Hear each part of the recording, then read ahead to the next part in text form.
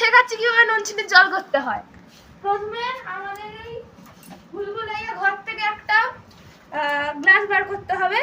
তারপরে মা যদি জল না দেয় তাহলে জল নিতে হবে না, মায়ের দেওয়া জল এরকম ঢালতে হবে। তারপরে চিপি না আটকে এটাকে না ফেলে দিতে হবে। তারপরে বাড়িতে চিনি আছে কিনা একটু খুঁজতে হবে, দেবো। যেহেতু চিনির দাম খুব বেশি তো আমি একটুখানি চিনি দেবো, কে জানে আমি কত দিচ্ছি। তো এতটা মতো চিনি দিলে হবে তোমার? আরো দিতে হবে। আরো দিতে হবে বলছে। ঠিক আছে ঠিক আছে, আর দেবো না, আমি ঢাকনা না দিয়ে না আটকে দিতে হবে। লেবু তুমিও দিতে পারো, দিয়ে দিতে পারো, কারণ যত কাজ না করা যায় ততই ভালো।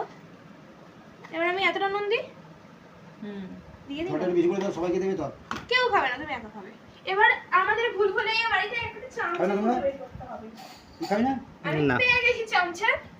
এইবার এটাকে গুলতে হবে না, কি করে গুলতে হবে, এরকম দুবার চামচটাকে নাড়িয়ে ছেড়ে দিতে হবে, কারণ যে খাবে সে বুঝে নেবে।